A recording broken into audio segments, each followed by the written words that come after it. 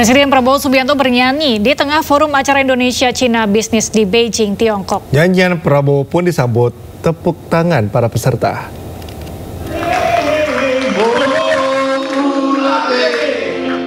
Di tengah lawatannya ke Beijing, Tiongkok, Presiden Prabowo Subianto menyanyikan lagu Maluku, O Ulate.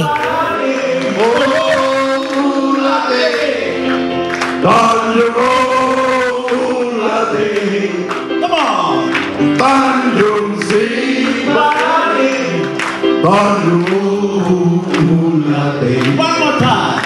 Jalan-jalan ke kota Beijing, mampir dulu di Surabaya.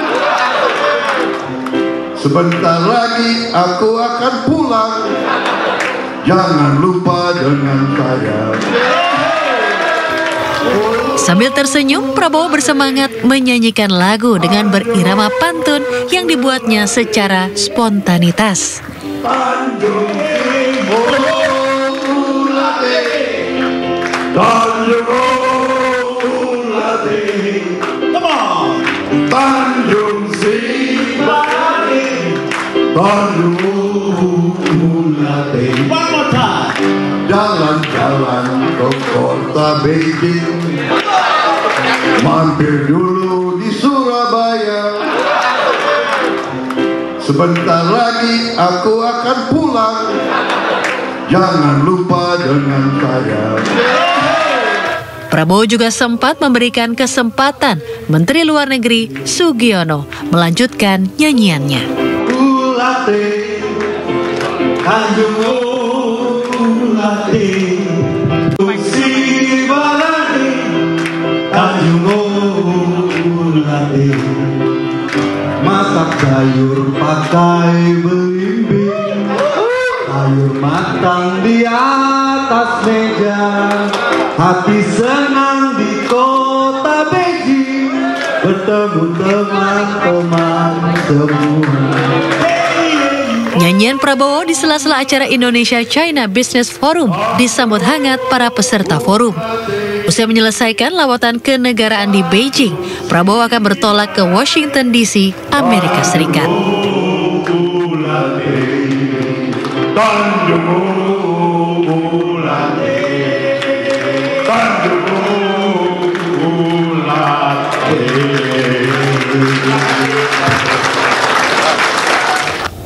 Presiden Prabowo tiba di Washington DC, Amerika Serikat Minggu sore waktu setempat. Dalam kunjungan kerjanya itu, Prabowo dijadwalkan bertemu Presiden Amerika Serikat Joe Biden pada Selasa 12 November mendatang. Prabowo tiba di pangkalan militer Andrews, Washington DC pada Minggu sekitar pukul 4 sore waktu setempat. Kedatangan Prabowo disambut oleh sejumlah pejabat Amerika Serikat. Selain itu, nampak pula pasukan jajar kehormatan menyambut dan mengiringi Presiden Prabowo menuju kendaraan. Dari Bandara Prabowo dan rombongan langsung menuju hotel tempatnya bermalam selama di Washington DC. Setibanya di hotel, Prabowo pun langsung disambut meriah oleh diaspora Indonesia. Dalam kunjungannya ini, Prabowo dijadwalkan pemirsa akan bertemu dengan Presiden Amerika Serikat Joe Biden pada Selasa 12 November mendatang. Sebelumnya, Prabowo bertolak dari Beijing Capital International Airport menuju Washington. Selama di Beijing, Prabowo telah melakukan pertemuan dengan Presiden Xi Jinping, Perdana Menteri Li Qiang, dan Ketua Kongres Rakyat Nasional Zhao Leji. Presiden RI Prabowo Subianto melakukan pertemuan bilateral dengan Presiden Cina Xi Jinping. Presiden Prabowo dan Xi Jinping menyepakati sejumlah perjanjian untuk perkuat kemitraan kedua negara. Selain itu, kunjungan Prabowo ke Cina berhasil mendatangkan investasi ke Indonesia sebesar 157,64 triliun rupiah.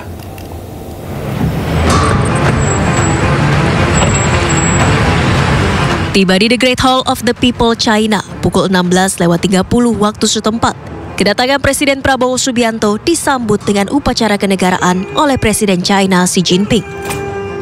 Diiringi pasukan kehormatan di sepanjang karpet merah, Prabowo memasuki North Hall tempat upacara kenegaraan digelar. Prabowo disambut hangat oleh Presiden Xi Jinping. Keduanya berjabat tangan sebagai tanda persahabatan yang erat antara Indonesia dan China.